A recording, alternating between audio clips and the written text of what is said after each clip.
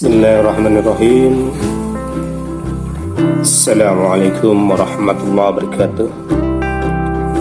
Alhamdulillah, pada kesempatan ini kita melanjutkan bagian yang kedua tentang wasiat Rasulullah kepada umat muslim, terkhusus pada Sayyidina Ali, di mana bagian kedua ini wasiat Rasulullah mengetengahkan tentang wudu dan sholat. Baik, yang pertama yaitu adab wudu. Nabi Shallallahu Alaihi Wasallam bersabda, "Wahai Ali, bersungguh-sungguhlah kamu dalam menyempurnakan wudu, karena sesungguhnya menyempurnakan wudu adalah sebagian daripada iman. Apabila kamu berwudu, maka janganlah kamu berlebihan dalam menggunakan air. Dan apabila kamu telah selesai berwudu, maka bacalah surat Al-Qadar sebanyak 10 kali. Maka Allah akan menghilangkan kesusahanmu." Wudu merupakan salah satu cara untuk membersihkan diri dari hadas kecil. Dalam wudu dianjurkan untuk memenuhi syarat rukun sebagaimana yang diajarkan oleh Rasulullah, karena menyempurnakan wudu adalah sebagian dari keimanan. Selain itu, kita dilarang berlebihan dalam menggunakan air untuk berwudu, karena sesuatu yang berlebihan itu adalah mubazir, yang merupakan perbuatan setan. Yang kedua yaitu bacaan sesudah wudu. Wahai Ali, apabila kamu telah selesai berwudu, maka hendaklah kamu mengambil air, kemudian usapkanlah ke lehermu dan menggunakan kedua tanganmu. Lalu bacalah Allahumma wa bihamdik asyhadu ilaha illa anta wahdaka la syarikalah astaghfiruka wa atubu ilaik. Maha suci Allah, dengan memujimu aku bersaksi bahwa tiada Tuhan yang hak disembah kecuali Engkau. Hanya Engkaulah yang Maha Esa, tidak ada sekutu bagimu. Aku memohon ampunan kepadamu dan aku bertaubat kepadamu. Setelah itu lihatlah ke bumi dan bacalah asyhadu anna Muhammadan abduka wa rasuluk. Aku bersaksi sesungguhnya Muhammad hamba dan utusanmu. Sesungguhnya barang siapa yang mengamalkannya, maka dosa-dosanya akan diampuni, baik dosa kecil maupun dosa yang besar. Keterangannya yaitu agar wudhu kita lebih sempurna dan kita tidak hanya suci dari hadas kecil, tapi juga bersih dari dosa-dosa. Bacalah doa tersebut di atas setiap habis berwudu. Yang ketiga tentang wudu dan sholat yaitu mandi pada hari Jumat. Wahai Ali, barang siapa yang mandi pada hari Jumat, maka Allah akan mengampuni dosanya antara hari Jumat sekarang sampai hari Jumat yang akan datang. Dan Allah akan menjadikan pahala di kuburnya dan memperberat di dalam timbangan amal baiknya. Hari Jumat adalah hari yang sangat mulia bagi umat Islam dan merupakan Sayyidul Ayam atau majikan hari-hari yang lain. Di dalamnya terdapat berbagai keutamaan diantaranya dengan adanya sholat Jumat yang diwajibkan bagi setiap muslim laki-laki yang telah mukhallaf. Disunahkan juga bagi yang akan sholat Jumat agar mandi terlebih dahulu, karena mandi juga memiliki keutamaan sebagaimana tersebut di atas. Yang keempat, keutamaan orang yang berada dalam keadaan suci. Wahai Ali, sesungguhnya para malaikat itu akan memintakan ampunan untuk setiap manusia selama orang tersebut dalam keadaan suci atau tidak hadas. Maksudnya yaitu orang yang selalu menjaga kesuciannya baik dari hadas kecil dengan cara berwudu maupun hadas besar dengan cara mandi akan mendapatkan keutamaan yang dimintakan ampunan oleh para malaikat disebabkan dia melanggengkan kesuciannya. Oleh karena itu, segeralah bersuci jika kita terkena hadas kecil seperti buang air kecil atau kentut atau kotoran-kotoran lainnya. Karena dengan wudu dan bersuci dari hadas besar dengan cara mandi. Yang kelima yaitu siwak dan hikmahnya. Wahai Ali, hendaklah kamu selalu memakai siwak sebab dalam siwak itu terdapat 20 keutamaan dalam agama dan badan. Siwak disunahkan dalam Islam agar mulut kita senantiasa bersih dan tidak berbau sehingga tidak akan ada yang merasa terganggu oleh bau mulut kita bila berdekatan dengan orang lain. Siwak juga disunahkan bagi orang yang melakukan sholat. Siwak bisa dilakukan dengan menggunakan kayu arak yang mempunyai beberapa manfaat, yaitu menghilangkan bau dan membersihkan kuman-kuman yang ada pada mulut dan gigi, serta menjaga gigi agar tetap kuat. Selain itu juga siwak juga bisa dilakukan dengan menggunakan sikat gigi atau benda-benda kasat lainnya yang bisa digunakan untuk membersihkannya, baik dengan pasta gigi atau yang lainnya. Yang keenam tentang wudhu dan sholat, yaitu sholat tepat waktu. Wasiat Rasulullah yang keenam, wahai Ali, sholatlah kamu tepat pada waktunya. Sesungguhnya sholat tepat pada waktunya adalah dasar dari segala keutamaan dan merupakan pondasi dari setiap ibadah. Maksudnya yaitu sholat fardu adalah kewajiban dan harus dikerjakan 5 kali dalam sehari. Tidak boleh ditinggalkan sama sekali dan harus dilakukan tepat pada waktunya. Karena meninggalkan sholat adalah dosa dan berat siksaannya. Begitu pula mengerjakan sholat tidak tepat pada waktunya tanpa ada uzur atau alasan yang diperbolehkan oleh syariat. Yang ketujuh yaitu amalan yang menyebabkan Jibril ingin menjadi manusia. Wahai Ali, malaikat Jibril itu ingin menjadi manusia disebabkan karena 7 perkara. Yang pertama yaitu sholat 5 waktu bersama imamnya atau berjamaah. Yang kedua, duduk berkumpul bersama ulama. Dan ketiga, menjenguk orang sakit. Dan keempat, mengantarkan jenazah. Dan yang kelima, memberi minum kepada orang yang membutuhkan. Yang keenam, mendamaikan 2 orang yang bersengketa atau berselisih. Dan yang ketujuh, memuliakan tetangga dan anak yatim. Oleh sebab itu, berusahalah untuk melaksanakan ke-7 perkara tersebut.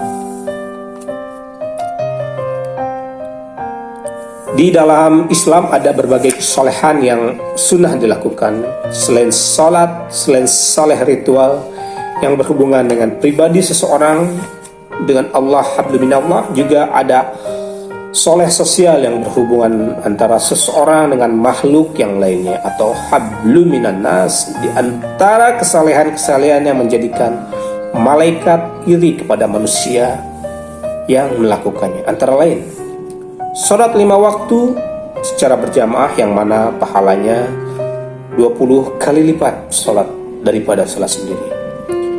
Yang kedua duduk berkumpul dengan orang-orang yang alim dalam majlis ilmu, majlis zikir dan lainnya, dan menjenguk orang sakit, mendoakan agar diberi kesembuhan, mengantarkan jenazah orang Islam yang meninggal dunia dan sangat besar sekali pahalanya, dan memberi bantuan kepada orang yang membutuhkan, baik itu berupa makanan, minuman ataupun yang lainnya. Dan yang berikutnya itu mendamaikan orang yang sedang berseteru atau berselisih. Dan yang terakhir itu memuliakan tetangga dan memberikan santunan kepada anak yatim yang sangat membutuhkan bantuan dan kasih sayang Allah. Wasiat yang berkaitan dengan wudhu dan sholat yang ke-8 yaitu sholat malam. Wahai Ali, kerjakanlah sholat di waktu malam atau sholat sunat tahajud walaupun sebentar, seperti lama memerah susu kambing, karena orang yang mengerjakan sholat malam itu membuat wajahnya tambah bagus. Keterangannya yaitu sholat malam adalah sesuatu yang sangat dianjurkan oleh Allah dan Rasul-Nya sebagaimana terdapat dalam Al-Quran dan hadis, karena malam hari merupakan waktu yang istijab atau dikabulkannya doa, terutama pada sepertiga malam yang akhir. Di antara sholat yang bisa dilakukan malam hari dan sangat dianjurkan adalah sholat tahajud, sholat witir, sholat hajat, sholat istikharah dan selainnya. Yang ke-9, adab sholat. Wahai Ali, jika kamu takbir untuk sholat, maka renggangkanlah jari tanganmu dan angkatlah kedua tanganmu setara dengan pundakmu. Apabila kamu selesai takbir, maka letakkanlah tangan kananmu di atas tangan kirimu di bawah pusar. Dan apabila kamu ruku, maka letakkanlah kedua tanganmu di atas kedua lututmu dan renggangkanlah jari-jarinya. Sholat merupakan tiang agama. Seorang akan semakin kokoh agamanya bila dia selalu menjaga sholat. Sholat juga akan dapat mencegah seorang dari kejahatan dan kemungkaran. Tentu saja bukan sekedar sholat yang dilakukan untuk melakukan kewajiban, tetapi juga yang memperhatikan dan menggunakan adab dan tata cara sholat yang telah diisyaratkan oleh Rasulullah, dan juga sholat yang berimbas kepada kehidupan sehari-hari yang dibarengi dengan amar ma'ruf nahi munkar. Rasulullah SAW pernah melihat seorang laki-laki sholat yang tidak menyempurnakan ruku dan sujudnya. Beliau bersabda, apabila orang itu mati dalam keadaan seperti itu terus, maka dia mati dalam tidak mengikuti agama Muhammad. Hadis riwayat At-Tabrani dan Ibnu Hibban.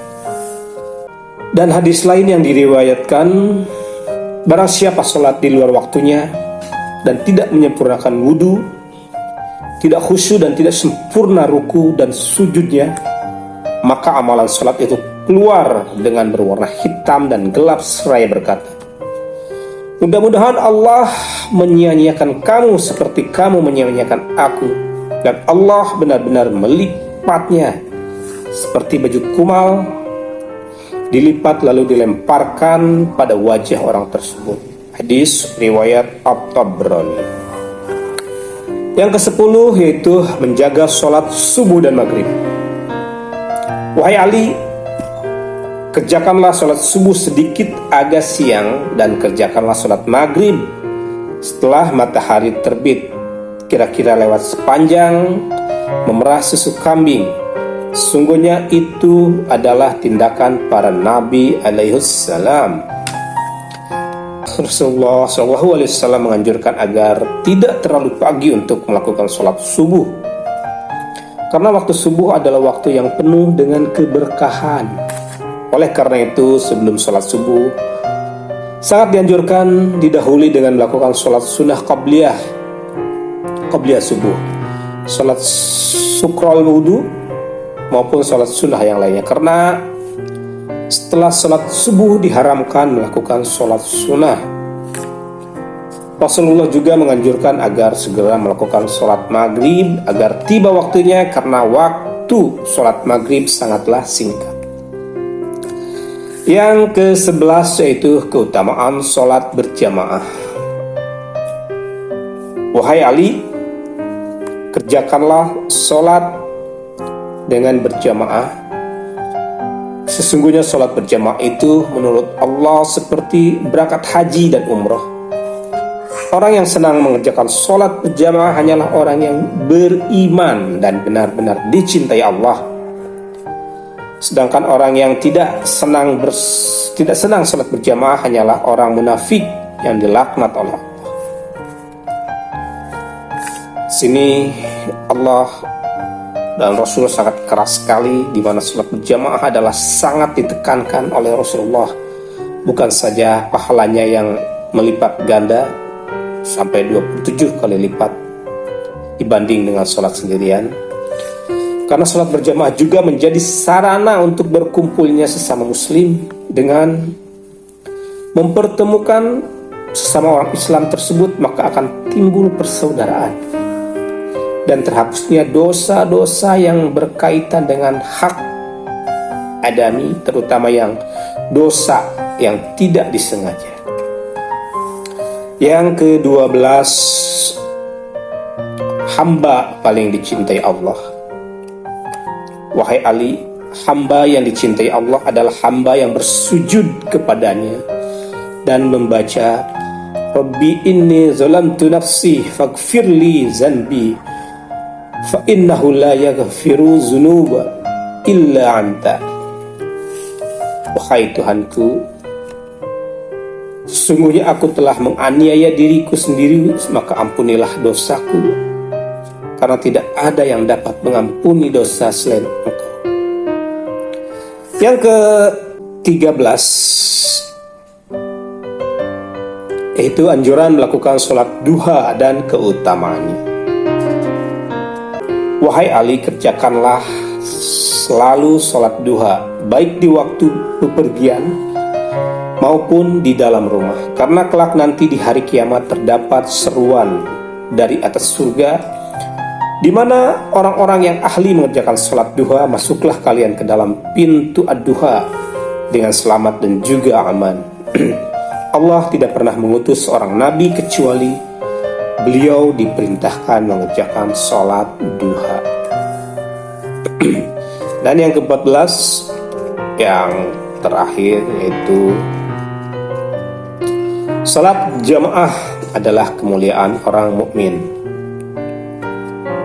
Wahai Ali, yang tergolong kemuliaan orang mukmin adalah yang memiliki istri yang ideal, sholat berjamaah dan tetangga menyukainya. Keterangan daripada hadis tersebut yaitu orang yang beriman kepada Allah adalah orang-orang yang menjaga kemuliaan di sisi Allah, baik di dunia dan di akhirat.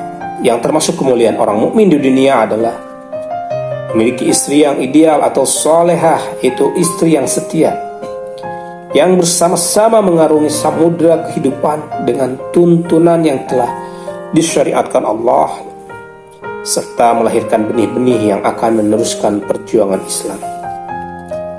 Yang berikutnya yaitu orang yang melakukan sholat berjamaah yang mana memiliki banyak kemuliaan dan keutamaan. Dan yang terakhir, tetangga yang baik, saling menghormati dan saling tolong-menolong, sehingga menjadikan hidup dalam kedamaian dan ketentraman. Itulah wasiat Rasulullah Nabi Muhammad SAW kepada Sayyidina Ali tentang wudu dan sholat. Semoga apa yang diketengahkan bermanfaat. Wallahu a'lam bishawab. Terima kasih. Wassalamualaikum warahmatullahi wabarakatuh.